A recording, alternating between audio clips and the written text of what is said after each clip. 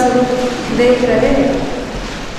त्रिलोक सात ग्रंथ के शुरू में ही नेमिचंद्र आचार्य ने ये 3 लोक के अकृत्रिम चैत्यालयों को वंदन करके इस ग्रंथ की शुरुआत की थी।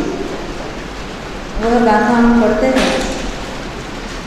गवण विंतर जोइस विमान नरगिरियलोय जिण भवणे सौवामैन्दनरवै संपूज्यवन्तिये वंदे। हमने जहाँ जहाँ अकृत्रिम चैत्यालय देखे हैं भवनवासी के भवनों में,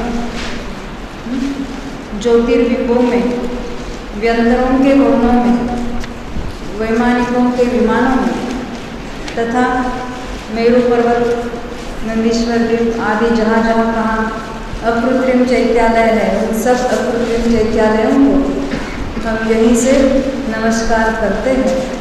ये अकृत्रिम जिनालय कहाँ कहाँ है उसको फिर हम दोहराते हैं। सुबह हमने ज्योतिष विमानों की संख्या गिनी थी। जगत प्रतर डिवाइडेड बाय प्रत्रांगुल मल्टीप्लाइड बाय पन्नट्टी। नहीं ध्यान मेरे कोई बात नहीं। असंख्यात देखे थे इतना तो याद है।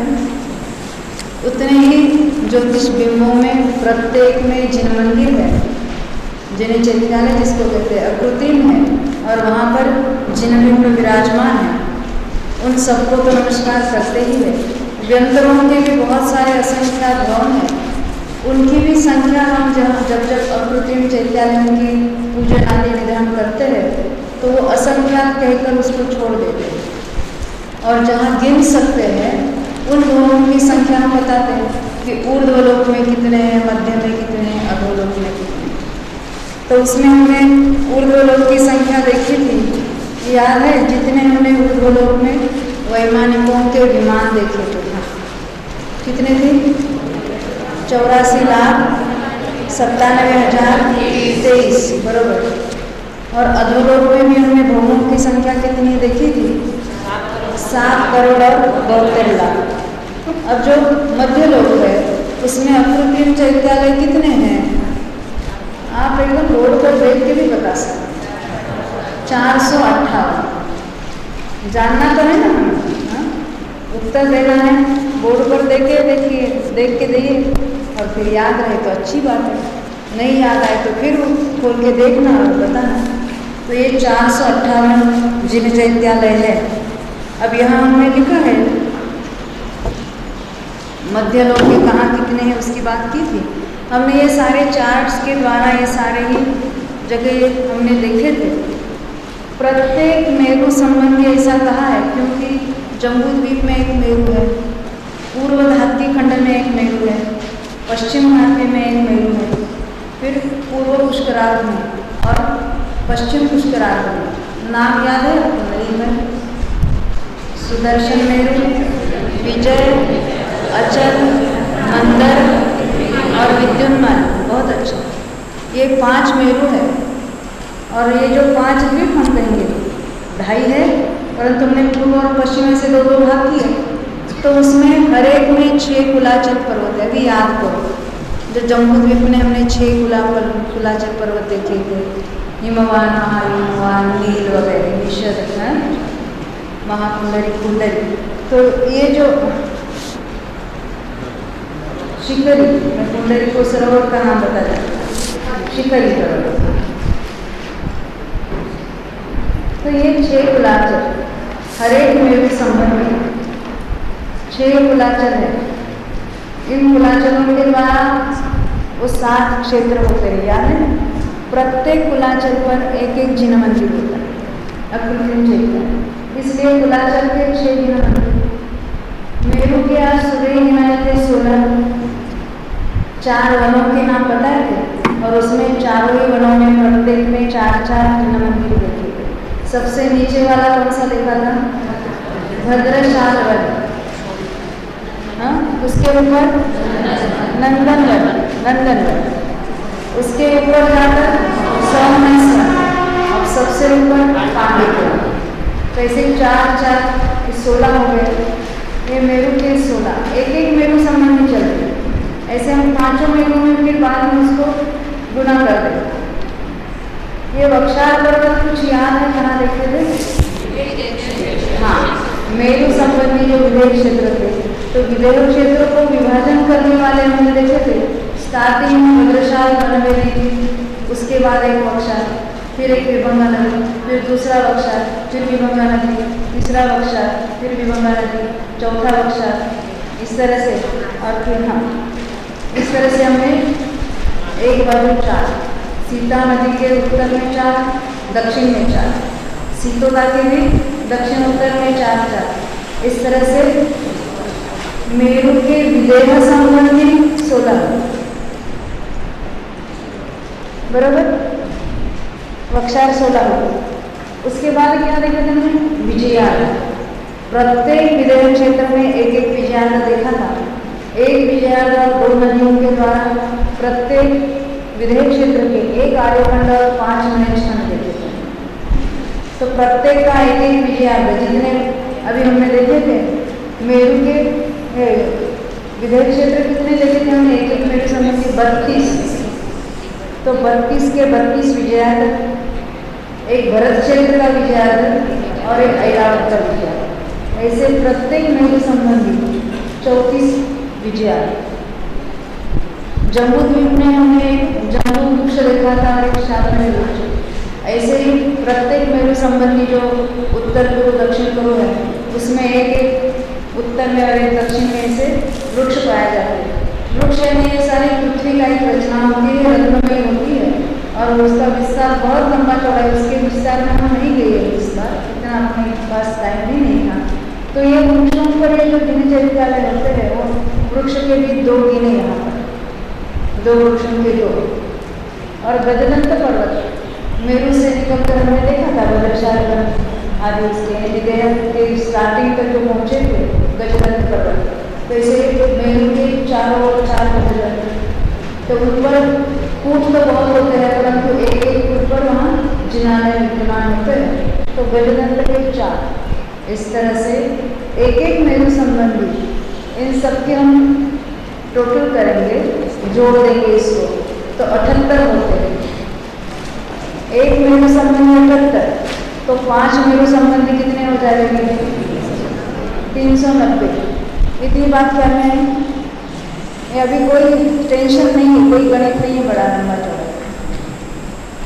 अब ये 390 जो है ये मेरु संबंधी है। इनके अलावा भी मध्य लोगों में जितने भी अकृत्रिम चैत्यालय होते हैं, जैसे हमने सुबह सुबह देखे नंदीश्वर, ऐसे और कौन कौन से होते हैं यहाँ? तो मेरु संबंधी को हमने यहाँ लिख दिए 390, जिसका हिसाब यहाँ लिखा है। ईश्वरधारी 4 लिखे, याद है ईश्वरधार कहाँ लिखा था? हाँ, ये जो धात्विक खंड है, लवण समुद्र के उसको सराउंडिंग जो धात्विक द्वीप देखा था हमने, उसके उत्तर में और दक्षिण में एक एक ईश्वरधार पर्वत। उसके कारण उस खंड के जो द्वीप है उसके 2 भाग हुए थे, पूर्व का एक और पश्चिम का एक। तो वो धात्विक खंड के 2 ईश्वरधार। वैसे ही पुष्करार्ध में भी उत्तर में और दक्षिण में एक ईश्वाकार है। ऐसे 2 और 2, 4 ईश्वाकार हो। उसके बाद क्या लिखा है? मानुषोत्तर। अढ़ी द्वीप के, ढाई द्वीप के बाहर जो मानुषोत्तर पर्वत देखा था हमने, पुष्कर द्वीप को आधे में जो हम देखते थे कुंडलाकार ऐसा जो गोल द्वीप है, ये ऐसा पर्वत है, उस पर भी 4 कुंड है। वहाँ पर 4 दिशाओं में 4 अकृत्रिम चैत्यालय है, उसको कहते हैं मानुषोत्तर के जिनालय। नंदीश्वर में हमने कितने देखे थे? 52, एक एक दिशा में 13। वो सबसे बीच वाला 13 में से जो बीच वाला उसका नाम क्या? अंजनी। उसके बाजू में 4 कौन से? दधी। और वो वापियों के कोनों में, विदिशाओं में प्रत्येक के 2 ऐसे एक एक दिशा में 8 रति करते हैं।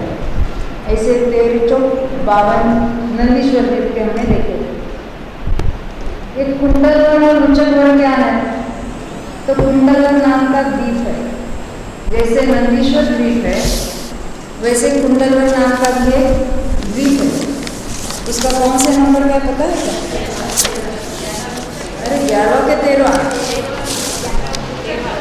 11वां है। कुंडलवर तो 11वां द्वीप है और रुचकवर वो 13वां है।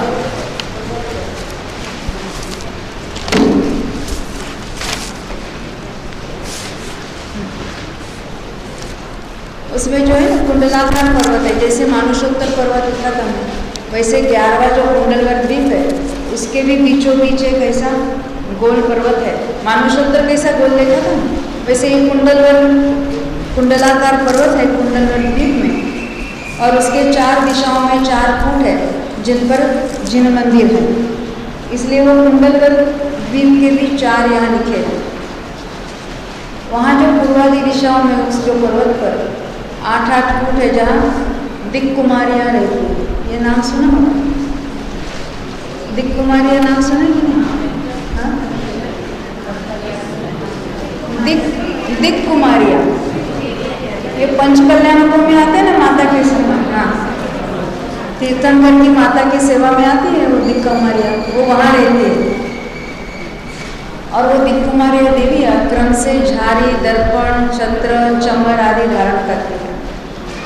अभ्यंतर दिशाओं में और वहाँ कोई अन्य कूट भी है जहाँ कोई दिशाएं स्वच्छ करने वाली और वो तीर्थंकरों के यानी बालकों के जात कर्म करने वाली भी देवियाँ यहाँ रहती है, जिसका नाम है 8 महत्तरियाँ।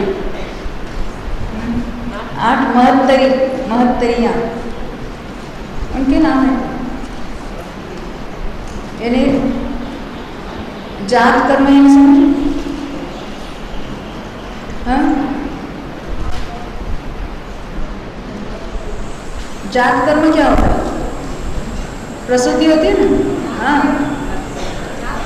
जात कर्म नहीं, ये तो बालक का जन्म होता है ना तब उसको वो संभालने वाली सब।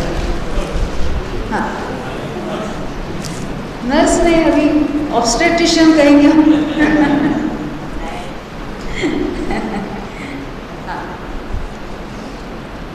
अब हम उसकी अकृत्रिम चैत्यालयों के बारे में और भी कुछ जानकारी ले लेंगे। इस तरह से ये रहेंगे ना रुचकवर, ये रुचकवर भी 13वां द्वीप है और वहाँ भी ऐसे 4 कूट है और वहाँ भी 4 जिन मंदिर है। इस तरह से इसकी टोटल 458 मंदिर, 458।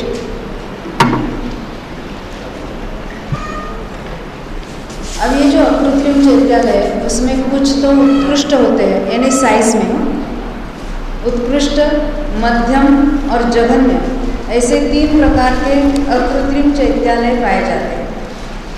जो उत्कृष्ट होते हैं वो 100 योजन लंबाई वाले होते हैं और उसकी चौड़ाई उसके आधे होती है, यानी 50 योजन होती है, और उनकी हाइट है, एक लंबाई देखी 100, ऐसे 50, तो 100 और 50 150, उसको आधा करो 75 हो गया, तो 75 उनकी हाइट होती है उन मंदिरों की ऊंचाई। जमीन के अंदर जो नींव है वो आधे योजन की होती है। अब ये जो मंदिरों के द्वार है वो द्वारों की ऊंचाई होती है 16 योजन और चौड़ाई होती है 8 योजन। पूर्व दिशा की ओर जो द्वार है उनकी तो ये है, और बगल में जो दरवाजे होते हैं उसकी ऊंचाई है उसके आधी 8 योजन, चौड़ाई है 4 योजन। पीछे के बाजू कोई द्वार नहीं होते, पीछे के साइड में, क्योंकि मंदिर में तो सामने दरवाजे होंगे बड़े और साइड में होंगे छोटे। मध्यम जिनालय जो है इससे आधे उसके लंबाई चौड़ाई होती है, यानी वो 50 योजन वाले होते हैं और उसकी चौड़ाई होती है 25 योजन और उसकी लंबाई ऊंचाई जो है 37.5 योजन है ना। 50 और 25 75, उसका आधा कर देना। द्वारों की ऊंचाई भी आधी आधी होगी, 8 योजन बाय 4 योजन, और छोटे दरवाजे 4 योजन बाय 2 योजन। वहाँ जगन्य भी ऐसे कोई जिनालय है तो उसकी तो उससे भी आधी हो जाएगी, 25 योजन लंबाई और 12.5 योजन चौड़ाई होगी, और उनकी ऊंचाई जो है तो 18.3 चतुर्थांश 19.25 योजन हो जाएगी।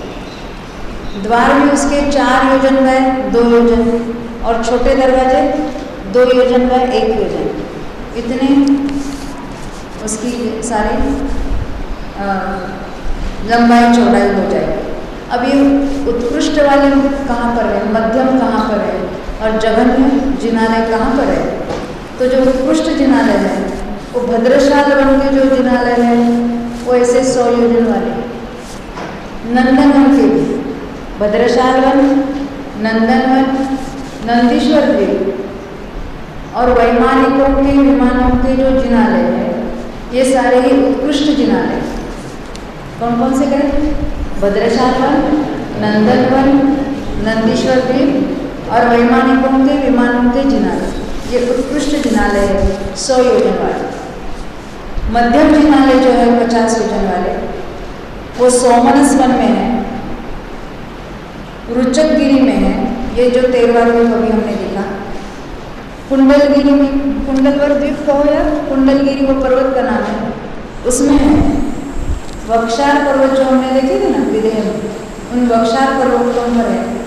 ईश्वाकार पर्वतों पर वो जिनालय वो भी मध्यम साइज के है। मानुषोत्तर पर्वत के जो जिनालय है वे भी, और कुलाचलों पर जो है ये सारे ही मध्यम है। फिर रिपीट करके क्योंकि कोई लिख रहे हैं, ये जो मध्यम जिनालय है वो सोमनस वन, रुचकगिरी, कुंडलगिरी, वक्षा, ईश्वाकार, मानुषोत्तर और कुलाचल, यहाँ जो जिनालय है वो मध्यम आकार के हैं। ये जघन्य आकार वाले कहाँ पर हैं? तो पांडुप वन के जो जिनालय है वो जघन्य वाले जिनालय, छोटे साइज में। अब जो उत्कृष्ट, मध्यम या ऐसा ही साइज से रहित अन्य साइज वाले ऐसे भी, इन तीनों से भी भिन्न ऐसे कुछ जिनालय हैं जो विजयार्ध पर्वत पर होते हैं, जम्बू और शाल्मली वृक्षों में होते हैं। वृक्षों में, वृक्षों पर जो स्थित होते हैं वो 1 कोस प्रमाण, पहले तो हमने योजनों वाले देखे, अब ये जो जिनालय है छोटे छोटे रहेगा, तो 1 कोस विस्तार वाले होते हैं, उसकी लंबाई 1 कोस वाली है, वो विजयार्ध पर्वत पर होते हैं। और जो हमने हर एक द्वीप में 2-2 वृक्ष देखे थे, उनकी शाखाओं पर वहाँ भी ये जिनालय पाए जाते हैं।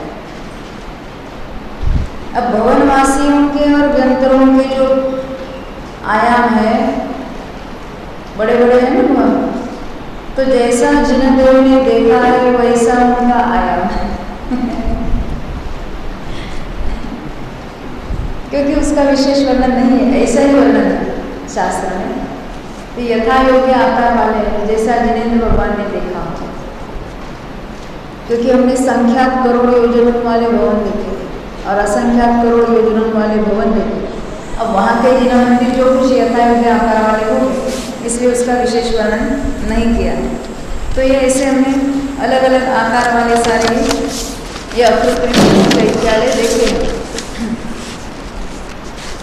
इसको जिनेंद्र प्रासाद भी कहते हैं। तो ये जो इनके पूर्वाभिमुख होते हैं, तो आप कहेंगे सभी एक ही दिशा में होते हैं क्या?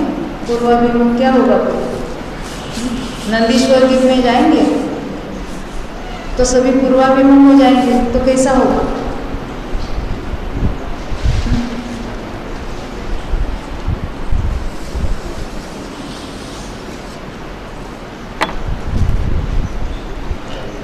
तो नंदीश्वर द्वीप में चारों ओर 4 ये भवन है ना सब मिलकर, तो उन मंदिरों के जिनालयों के द्वार पूर्व दिशा की ओर है कहते हैं। तो पूर्व दिशा की ओर यानी किस दिशा की ओर होंगे? सब इस दिशा की मेरी तरफ होगी, क्या कहते हैं? देखो किसी भी द्वीप में जब हम जम्बू द्वीप की कल्पना करते हैं, जम्बू द्वीप में मेरू पर्वत कहाँ है? बीचों बीच। और जम्बू द्वीप का सूर्य कैसा भ्रमण करेगा? ऐसा करेगा ना। और हम पूर्व दिशा किसको कहते हैं? जहाँ से सूरज उगता है। तो यहाँ पर जो स्थित है उसकी पूर्व दिशा, उसका सूर्य कहाँ से आएगा? इस तरह से। अब यहाँ पर जो है उसकी पूर्व दिशा कहाँ है? यहाँ से उसका सूर्य है। यहाँ की पूर्व दिशा यहाँ से आएगा, सबकी उत्तर दिशा मेरू की ओर है और सबकी पूर्व दिशा अलग अलग है। नहीं समझे?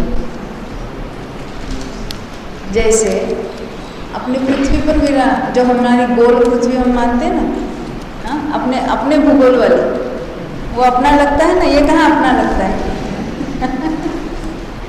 जो पृथ्वी हमने गोल मान रखी है उसमें एक उत्तर ध्रुव है, तो सभी राष्ट्रों के लिए उत्तर है कि खाली भारत लोगों के लिए उत्तर है?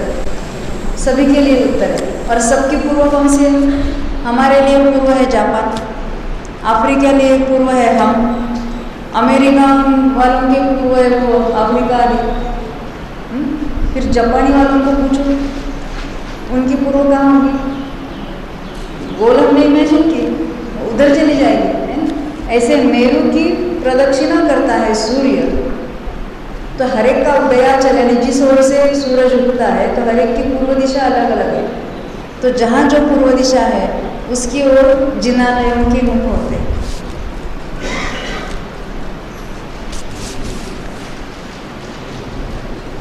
तो ये पूर्वाभिमुख होते हैं अकृत्रिम चैत्यालय। अभी हमने देखे थे ज्येष्ठ जो दरवाजे होते हैं वो कितने 4 योजन या 8 योजन ऊंचाई वाले हैं, विस्तार 2 योजन होता है, और उत्तर और दक्षिण में छोटे छोटे दरवाजे होते हैं। उसमें सर्वत्र ही वो सुशोभित होते हैं, उत्तम तोरणों से संयुक्त होते हैं। जिनेंद्र के जो प्रासाद है, जो मंदिर है, वे शंख, चंद्रमा, कुंद पुष्प के समान धवल होते हैं। ये उपमा दी है उसको। मणियों के किरणों से अंधकार को नष्ट करने वाले ये जिनेंद्र प्रासाद भी मणियों के किरणों से चमकता है और अंधकार को नष्ट करने वाले हैं। और इन जिनेंद्र प्रासाद को या जिनालयों को त्रिभुवन तिलक कहते हैं। अब वहाँ जो द्वार है, उसी द्वार के प्रमाण वाले ही वहाँ के कपाट यानी दरवाजे होते हैं जो वज्र में होते हैं और मरकत और करकेतन आदि रत्नों से युक्त होते हैं। और जिनेंद्र प्रासाद में 5 वर्ण के रत्नों से रचे गए स्तंभ होते हैं अंदर। निर्मल एवं उत्तम स्फटिक रत्नों से रची गई भित्तियाँ होती है और अनेक प्रकार के विस्मयजनक चित्रों से युक्त होते हैं ये सारे ही प्रासाद। खंभों की जो मध्य भूमि है, बीच वाली भूमि, वो 5 वर्णों के रत्नों से निर्मित है। शरीर, मन और नेत्रों को आह्लाददायक है, निर्मल है और धूल रहित होती है। ये सारे प्रासाद मोतियों की मालाओं से, चामरों से युक्त होते हैं, उत्तम रत्नों से विभूषित, अनेक प्रकार के वितानों से युक्त होते हैं।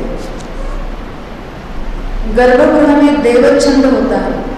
ये देवच्छंद का अर्थ मुझे समझा नहीं था, अपने पंडित जी टोडरमल जी के उसमें आया है कि छप्पर वाला मंडप, छप्पर मंडप कहा उसको, यानी ऊपर से उसको छप्पर होता है ऐसे और स्तंभ होते हैं, उसको इन मंडप कहेंगे ना।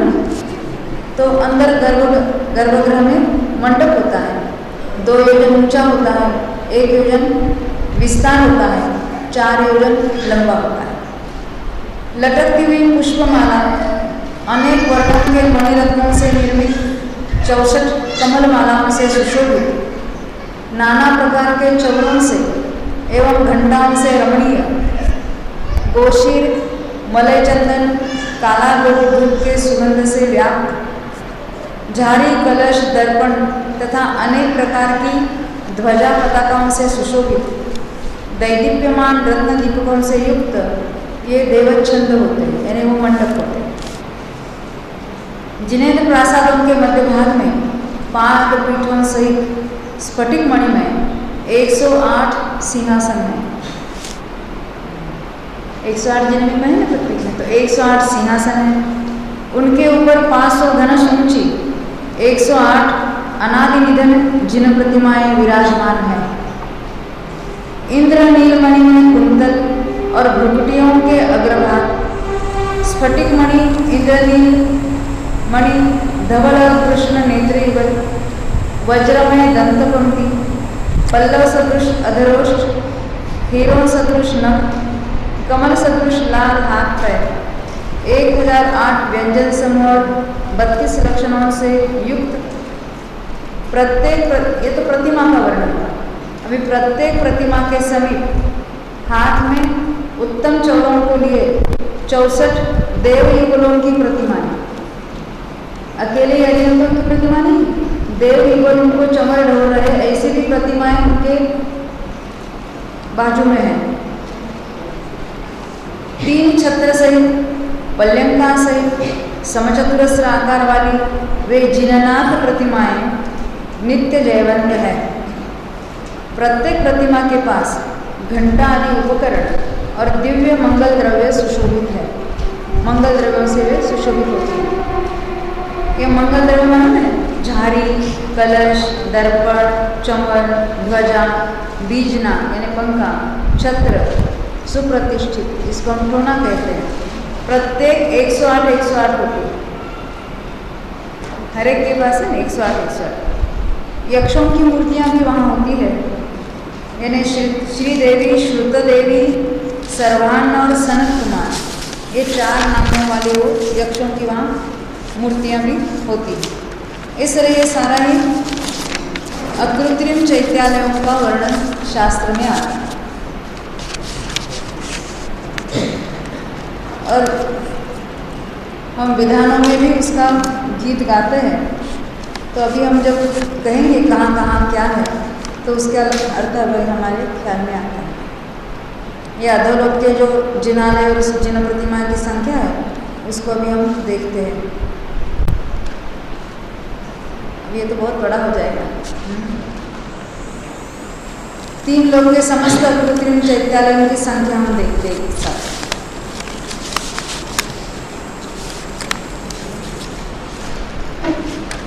3 लोक के सर्व अकृत्रिम जिन चैत्यालय अविनाशी वसु कोटिसु 56,97,481। समझ में कितने हैं सारे? सबकी टोटल कितने? अभी हमने अधोलोक के अलग गिने, ऊर्ध्वलोक के अलग गिने और मध्यलोक के अलग गिने। सबकी टोटल कितनी हो जाएगी? वसु कोटि, वसु का अर्थ क्या होता है? 8 करोड़ 56,97,481। ये सभी जिनालयों की संख्या हुई। प्रतिमाएं कितनी हो जाएगी? 108 से गुना करो। मैंने बोला था ना आप ये कैलकुलेटर लेके बैठना चाहिए। तो प्रतिमाएं होती है 9,25,56,27,948। फिर से एक बार 9,25,56,000,000। फिर से रिपीट करूँ? 9,25,56,000,000 27,948।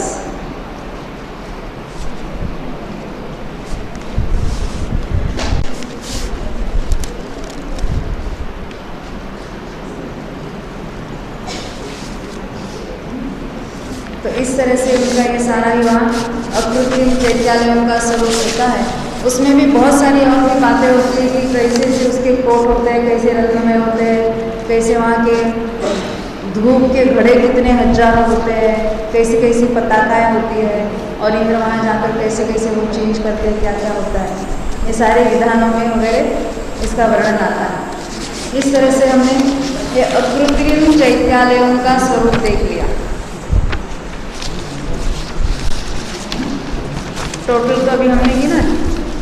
अब इस संबंधी जो कुछ थोड़े प्रश्न आए थे उसका उत्तर मैं देना चाहती हूँ।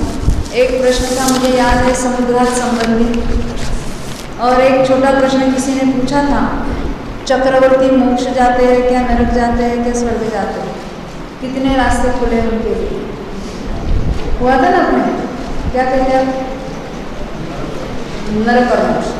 हम कहते स्वर्ग में भी भेजो किसी किसी को, ऐसा क्या करते हो? जिसको अभी संसार में घूमना है उसको तो जाना पड़ेगा। तो यहाँ अपने चक्रवर्तियों में तीसरे भगवान नाम के चक्रवर्ती, सुना कि आपके प्रश्न का उत्तर दे रही हूँ मैं। तीसरे भगवान चक्रवर्ती और चौथे सनत कुमार चक्रवर्ती स्वर्ग गए हुए हैं ऑलरेडी, अभी है स्वर्ग में विराजमान। 8वें शुभम चक्रवर्ती और 12वें ब्रह्मदत्त चक्रवर्ती नरक में है और अन्य मोक्ष चले।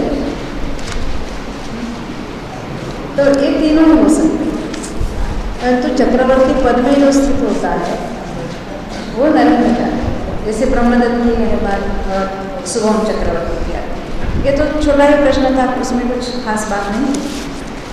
ये समुद्रघात के बारे में पूछा था, ये समुद्रघात क्या होता है। अभी तो हमने त्रिलोक की रचना समझी है, इसलिए समुद्रघात क्या होता है उसको भी समझना आसान है। जब जीवों का क्षेत्र बताया जाता है, यदि धवलाहरी में जो क्षेत्र नाम का अनुयोग द्वार देखिए, धवला जो शास्त्र है उसमें जीवों का स्वरूप बताते समय पहले वो सत्य है उनकी अस्थि सिद्ध करते हैं। जीव है, फिर कौन कौन से गुण स्थानों में है, मार्गना स्थानों में, वो बताते हैं। सत, फिर उनकी संख्या बताते हैं, कौन कौन से जीव कहाँ हैं, कितने हैं, उनकी संख्या क्या है, सत संख्या। फिर उनके क्षेत्र बताते हैं, स्पर्शन बताते हैं, काल बताते हैं, अंतर बताते हैं, आदि की बहुत बातें, ऐसे अलग अलग पद्धति से उनका वर्णन आता है। तो जब क्षेत्र बताते हैं तो कहाँ रहते हैं वो भी कहते हैं, उसको कहते हैं स्वस्थान। कहाँ रहते हैं, और विहारवत स्वस्थान यानी कहाँ तक विहार कर सकते हैं। जैसे हमारे सारे वैमानिक देव तो विमानों में ऊपर रहते हैं, तो उनका रहने का ठिकाना किधर है, तो हम कहेंगे कि पहले दूसरे स्वर्ग के जीव कहाँ रहते हैं, तो हम कहेंगे 1.5 राजू के मध्यलोक से ऊपर 1.5 राजू तक रहते हैं, ऐसा कहेंगे ना, उतनी एरिया में 1 राजू बाय 1.5 राजू, इतना उनका घनफल होगा रहने का क्षेत्र। परंतु विहार कर कहाँ जाते हैं, तो मध्यलोक में कहीं भी जा सकते हैं और नीचे भी जा सकते हैं, तीसरे नरक तक भी जा सकते हैं ना, तो वे उनका विहार क्षेत्र करेंगे। ऐसे ही समुद्रघात करके भी कहाँ जा सकते हैं। तो इस तरह से इसका अलग अलग पद्धति से वर्णन आता है। तो समुद्रघात करना यानी क्या करना, किसका घात करना है, किसी का घात कुछ नहीं करना है। मूल शरीर को छोड़े बिना आत्म प्रदेश शरीर के बाहर भी फैलते हैं, तो उसको कहते हैं समुद्रघात। केवली समुद्रघात का तो नाम बहुतों ने सुना। 13वें गुणस्थान के अंत में आयु कर्मों की और अन्य कर्मों की स्थिति समान करने के लिए, ये करने के लिए भाषा है, ये होता सहज है, कुछ सोच समझ कर करना नहीं पड़ता और बार बार में कर्मों में झांक कर देखना नहीं पड़ता कि लेवल बराबर हुई कि नहीं, अभी लेवल बराबर हुई कि नहीं, सारा ही ऑटोमेटिक और सहज होता है। तो समुद्रघात में क्या क्या होता है, तो बाहर प्रदेश फैलते हैं, तो कौन कौन सी पोजीशन में, कौन कौन सी स्थिति में, क्या हमारा आपका भी समुद्रघात होता है क्या नहीं होता। तो कहते हैं इसमें अलग प्रकार के हैं, एक है वेदना समुद्रघात, एक है कषाय समुद्रघात, मारणांतिक समुद्रघात, ये तो बहुतों ने सुना है ना। फिर वैक्रिक समुद्रघात, तेजस समुद्रघात, आहारक समुद्रघात और केवली समुद्रघात, इस तरह से उसका वर्णन शास्त्र में आता है। तो वेदना समुद्रघात में क्या होता है, तो तीव्र वेदना में ऐसे होता है कि आत्म प्रदेश शरीर में तो है ही है, बाहर भी थोड़े फैल जाते हैं। कितने फैलते हैं, एक प्रदेश से लेकर अधिक से अधिक कितना, 3 गुना इतने फैलेंगे। यहाँ से उठकर बाहर अपने रूम में चले नहीं जाएंगे, है वहाँ पर भी है आत्म प्रदेश, बाहर निकलते हैं, तो उसको कहते हैं समुद्रघात, फिर वापस आ जाते हैं। कषाय समुद्रघात में तीव्र कषाय के कारण या कषाय के काल में आत्म प्रदेशों का बाहर निकसना होता है। जैसे वेदना समुद्रघात में 3 गुना फैल सकते हैं, वैसे ही यानी 3 गुना ऐसा, 3 गुना ऐसा, तो उसको 9 करेंगे हम, उसका क्षेत्रफल बढ़ेगा उसका। तो कषाय समुद्रघात में भी इतना ही 3 गुना फैलता है। 2 बातें हुई ना। वैक्रिक समुद्रघात हमने देखा था, देव जो है विक्रिया शरीर, वैक्रिक शरीर बनाते हैं और विक्रिया द्वारा यहाँ मध्यलोक में आएंगे, तो वहाँ भी आत्म प्रदेश है और कुछ आत्म प्रदेश बाहर भी निकसे हैं और वहाँ अन्य शरीर की भी उसके साथ रचना हुई है, वैक्रिक शरीर की, तो उसको कहते हैं हम वैक्रिक समुद्रघात। विक्रिया द्वारा वो बाहर गए वैक्रिक समुद्र। तेजस समुद्र सुना है ना? नहीं सुना? हाँ, द्विपायन मुनि का। तो द्विपायन मुनि का जो सुना है वो कौन सा? अशुभ तेजस। देखो तेजस समुदाय में भी दो प्रकार होते हैं, एक शुभ तेजस और एक अशुभ तेजस। तो शुभ तेजस में क्या है? मुनिराज जो है उनके राइट आर्म से दाहिनी ओर से यानी कहीं दया के परिणाम के कारण, अनुकंपा के परिणाम के कारण कहीं कोई दुष्काल है या कोई बीमारी है, कोई उपसर्ग आता है तो आत्म प्रदेश फैलते हैं और वो सारा उसका निवारण करके वापस आते हैं। 12 योजन में 9 योजन इतने फैल सकते हैं, तो उसको शुभ तेजस कहते हैं। और जो अशुभ तेजस है तो बाएं कंधे से ये सिंदूर के रंग वाले और बिलाव के आकार आत्म प्रदेश फैलकर 9 योजन 12 योजन तक फैल सकते हैं। और वहाँ अभी होता है ना क्रोधाविष्ट होकर या किसी ऐसे कारण से, तो वहाँ की उतनी एरिया जला करके मूल शरीर में लौटते हैं, तो उसको अशुभ तेजस कहने में आता है। द्विपायन की जो हमने कथा सुनी है, ये शुभ तेजस हो या अशुभ तेजस हो, तो ये होता तो भावलिंगी संकल्प हो, अकेले बाह्य द्रव्य तब के कारण ना, दोनों ही। अभी क्या है, परिणाम किसी के बिगड़ सकते भी है। वो मुनि तो नहीं चाहते थे कि मेरे परिणाम ऐसे हो जाए, क्यों? अभी बाद में वो तो भ्रष्ट हो जाएंगे। हाँ, होते हैं। परिणाम बिगड़ने में कितना टाइम लगता है? ऐसा होता है। तो द्विपायन तो नहीं चाहते थे मेरे कारण ये सारा हो जाए। जिनेंद्र भगवान की वाणी में आया कि 12 वर्ष में द्वारका जलेगी, तो छोड़कर चले गए कि मैं यहाँ नहीं रहूँगी तो कैसे चलेगी। तो क्या हुआ? तो उसका निवारण हो गया कि नहीं? वो चले गए तो जो निमित्त बनना है वो टाल भी नहीं सकते और किसी निमित्त को जबरदस्ती ला भी नहीं सकते। जो कुछ घटित होता है अपने अपने समय पर अपने अपने उपादान से ही होता है और उसका निमित्त भी वही होता है, वो भी चेंज नहीं कर सकते। हम कहते हैं ना बेचारा मर गया, अरे घर में बैठता तो बच जाता, रास्ते पर गया और एक्सीडेंट से मर गया, होता है ना हमको। या क्या कहते हैं, अरे उस डॉक्टर के पास क्या हो गया, ये दूसरे डॉक्टर के पास जाते तो बच जाते। या अमेरिका में क्यों नहीं जाते आप, यहाँ क्यों ना आपके ट्रीटमेंट करवाते हैं, और बच जाएंगे। लेकिन तो मरण का समय भी निश्चित है, मरण का कारण भी निश्चित है, उसका निमित्त भी निश्चित है। मरण की नहीं बात, हर एक जन्म से मरण तक जो कुछ घटना है।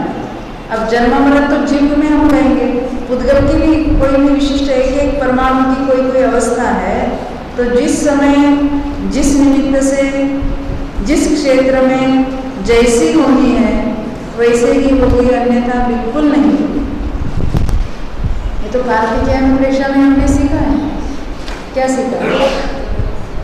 जम जस जमिते से जैन विहानेन जम कालंबी नादम जिनिंदनियदा जम्मं वा अहमरणं वा तं तस्य तं विदेशे तेन विहानेन तं विकानन्ति कोशं कलिवारेतुम् इन्दो वा तनजिनिन्दो वा एवं जो निश्चयतो जानति भवानि सर्वं जानति एवं जो निश्चयतो जानति भवानि सर्वपरिज्ञानी।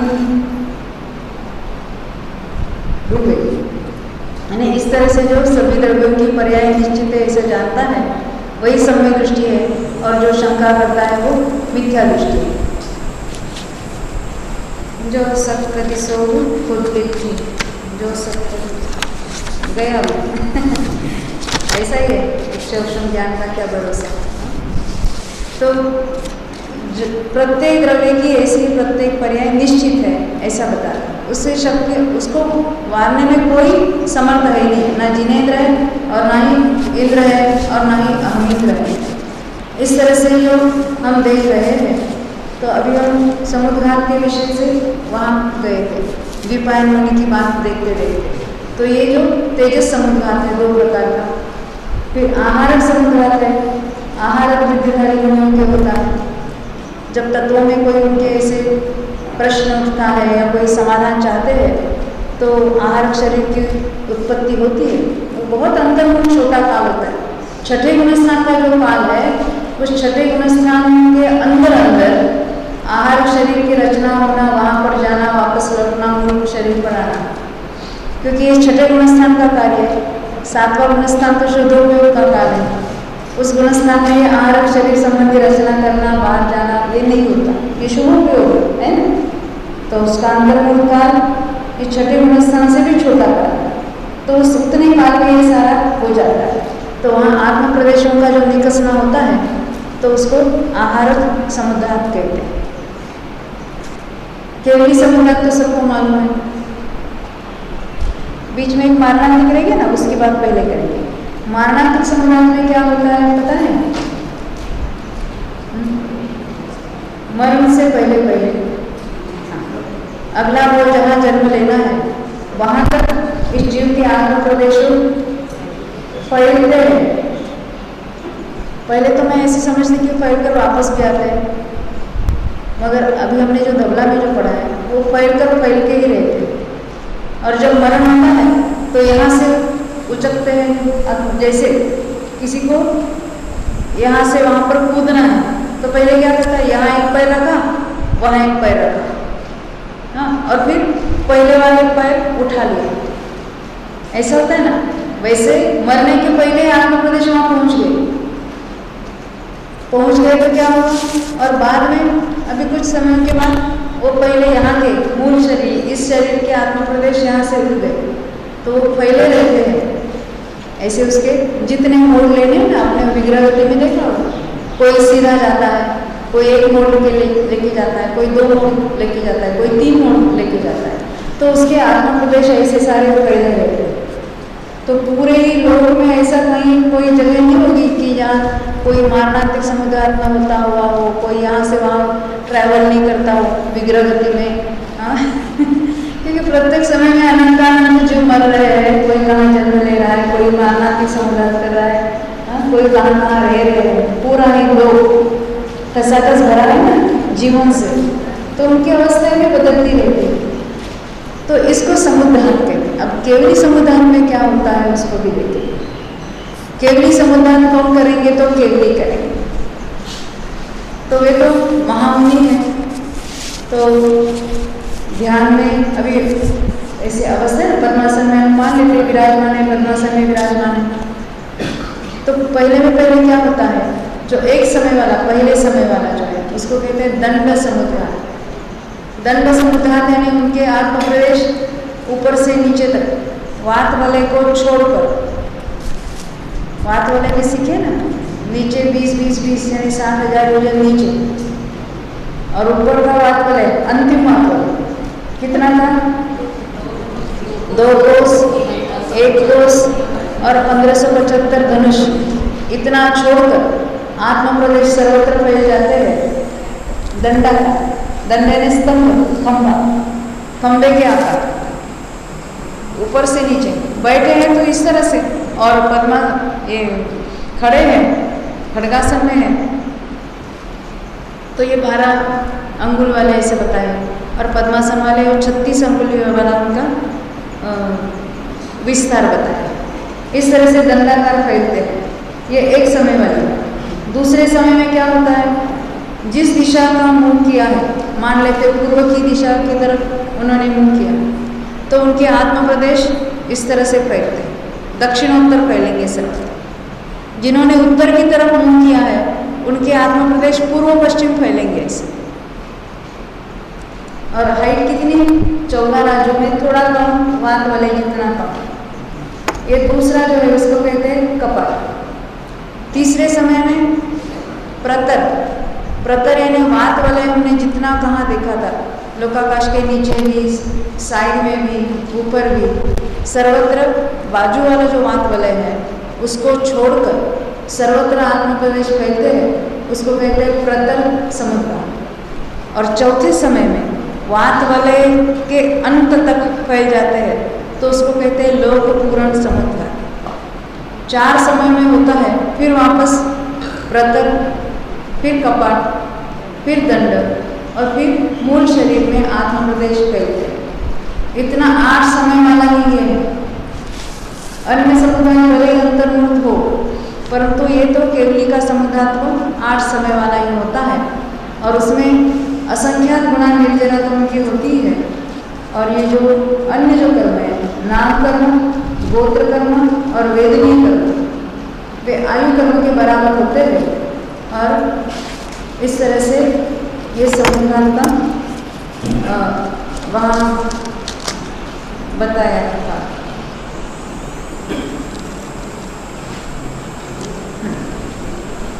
तो ये समुदाय संबंधी जो प्रश्न था ये उसके बाद आ गई। कषाय समुदाय तिगुणा बताए ना, जैसे वेदना समुदाय तिगुणा होता है, तिगुणा उसको उत्कृष्ट लिमिट बताए। थोड़े आत्मा प्रवेश बाहर निकल सकते हैं।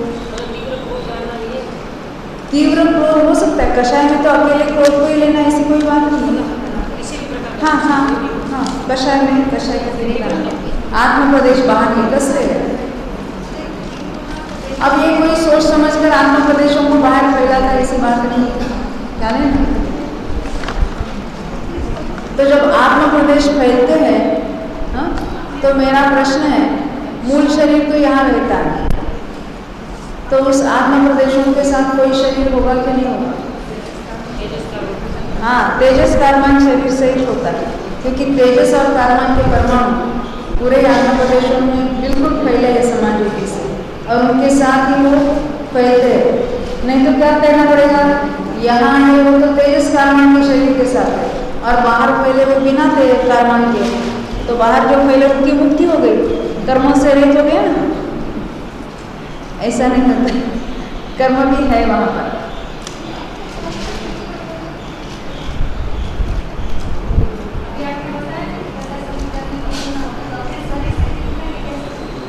हाँ, आपका प्रश्न है कषाय या वेदना संघात में अधिक से अधिक तिगुना कर सकते हैं। तो जो मूल शरीर की अवगाहना है, अवगाहना है साइज है, उससे तिगुना, हाइट तिगुना नहीं बढ़ेगी। हाँ, हाइट कोई अभी 5 फीट वाला है तो 5 फीट वाली होगी, और कोई मान लेते 1 फीट उसका विस्तार है तो अधिक से अधिक 3 फुट हो जाएगा सब मिलकर, उससे ज़्यादा नहीं होगा।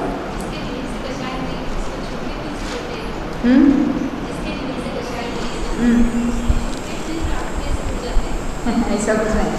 आपका प्रश्न है कि जिसके निमित्त से कषाय हुई है उसको छू के फिर वापस आते हैं कि आत्म प्रदेश। क्या ऐसा होता है कि उसको थप्पड़ लगा के फिर वापस ऐसा नहीं है कुछ।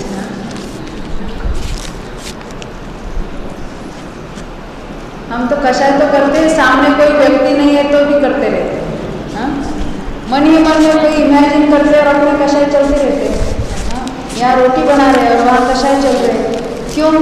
बिना कुछ वजह से, कोई सामने से कुछ नहीं बोल रहा है।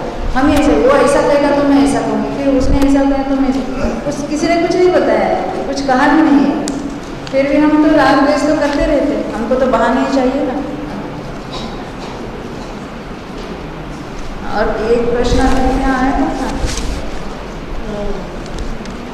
पर्युषण पर्व मनाने का कारण है, वैसे अष्टानिका पर्व का कोई कारण है क्या? अष्टानिका पर्व में सभी अकृत्रिम चैत्यालय में पूजा नहीं करते हैं क्या? सिर्फ नंदीश्वर बीच में क्यों होती है? ये क्यों का कोई करणानुयोग में जवाब नहीं होता है। इसको अहेतुवाद आगम कहते हैं। अहेतुवाद आगम जो होता है उसको बताया जाता है। अब जो मुख्य रूप से होता है उसको कहेंगे। जहाँ जहाँ कृत्रिम चैत्यालय है, कहाँ कहाँ होते हैं? ज्योतिषियों के विमानों में, व्यंतरों के भवनों में, आवासों में, और अभी जहाँ जहाँ है वहाँ के जो व्यंतर है, वहाँ के जो देव है, वहाँ के जो जीव है, वे तो हमेशा ही उसकी पूजा करेंगे। है ना। तो हम दशलक्षण पर्वों में ही मंदिर में क्यों जाते, रोज क्यों नहीं जाते? क्यों नहीं जाते? हाँ मंजूरी, आप तो रोज शास्त्र स्वाध्याय में आती है, बाकी लोग क्यों नहीं आते? ये अष्टानिका पर्वों में और दशलक्षणों के पर्वों में मंदिरों में इतनी गर्दी क्यों होती है? क्यों का जवाब क्या कहेंगे? तो जो मुख्य रूप से जो विधान आदि होते हैं, कभी कभी होते हैं, तो उसका वर्णन किया जाता है शास्त्रों में। तो उससे प्रेरणा लेकर हम रोज जाएंगे तो बहुत अच्छा बात है। यदि रोज जाते तो हम अष्टानिक मनाते क्या? 8 ही दिन की बात है इसलिए मनाते हैं। अब रोज की बात होती तो क्यों मनाते? सब जगह रोज स्वाध्याय चलता है और 10 दिन के लिए पर्यूषण में विशेष स्वाध्याय होता है।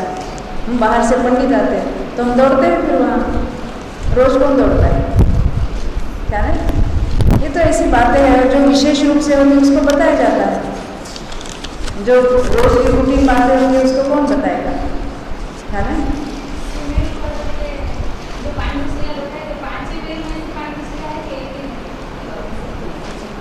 पांडुशिला 5 वेदों में है क्या नहीं मुझे पता नहीं, क्योंकि मैंने वैसा अभ्यास नहीं किया। परंतु तीर्थंकरों के जो अभिषेक होते हैं वो ये सुमेरु पर्वत पर है। और कोई प्रश्न है तो पूछिए, अपना ये विषय तो क्या उसके लिए तो कोई लिमिट नहीं है।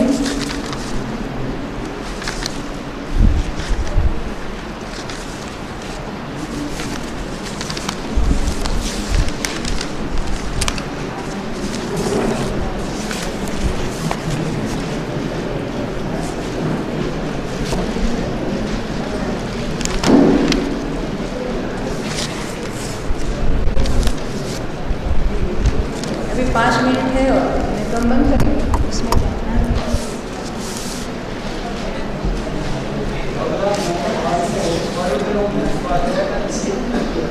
हाँ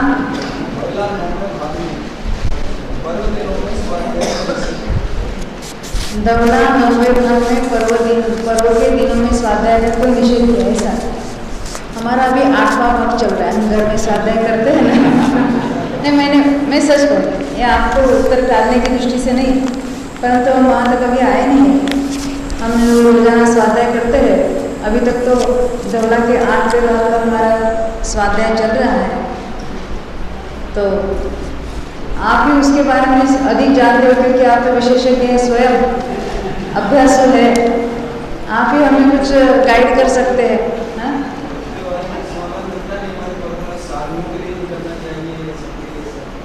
यानी साधु के लिए वो बताया खास, ऐसा है। अभी ऐसे ना स्वाध्याय से भी उत्कृष्ट तप है ध्यान, सामायिक जिसको कहते हैं। और जिसको सामायिक होते हैं तो वो सामायिक छोड़कर स्वाध्याय में लगना वो भी उनके लिए, जैसे ये प्रतिक्रमण को भी ये नियम सार है ना, प्रतिक्रमण अप्रतिक्रमण की भूमिका। जो प्रतिक्रमण नहीं करने वालों को क्या कहेंगे? प्रतिक्रमण करो। और जो प्रतिक्रमण वाली शुभोपयोग की भूमिका है उसको क्या कहेंगे? ये प्रतिक्रमण, ये विषकुंभ है। वैसी होगी शायद, क्योंकि मैंने अभी वो पढ़ा नहीं है। प्रश्न है केवली कितने प्रकार के होते हैं? निश्चय से तो एक ही प्रकार के। व्यवहार से तो उसमें भेद करेंगे, जो कोई तीर्थंकर केवली है और कोई सामान्य केवली है। और फिर उसमें भी और मुख केवली होते हैं, अंतर्मुख केवली होते हैं, जो उपसर्ग की बात होते हैं, ऐसे भी कोई केवली उपसर्ग केवली होते हैं। ऐसे उसमें अलग अलग भेद बताए जाते हैं। परंतु उसका जो स्वरूप जो है केवली का वो तो समान नहीं सकता। हम बाह्य कुछ जो बातें होती है, किसी पर उपसर्ग होते हैं, किन्हीं के वाणी नहीं होती है। ये वाणी तो जड़ है, बाहरी चीज़ है, ख्याल है ना। तभी उसमें जितने भेद डालेंगे उतने होंगे, परंतु उनका जो स्वरूप है अनंत चतुष्ट वो तो सर्वकाल समान ही है।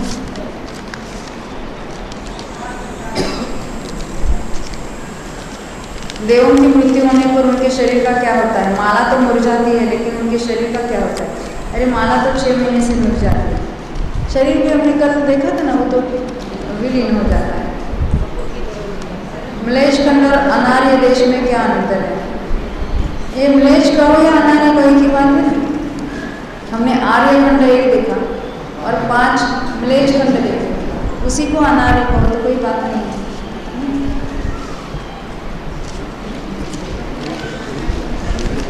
चलो अभी हम ये समेटते हैं। हमने जो ये 20-20 घंटे इसको भूगोल को देखा है और पूरे लोक की सैर की है। अभी हम इस भूगोल के सारे कृत्रिम चैत्यालयों को तथा इस विदेह क्षेत्रस्थ सभी अनंतों को, वहाँ के तीर्थंकरों को, वहाँ के मुनियों को नमस्कार करके अपनी यहीं समाप्त करते हैं। 20वें तीर्थंकर अजित वीर्य की हम वंदना करेंगे। बोलो अजित वीर्य भगवान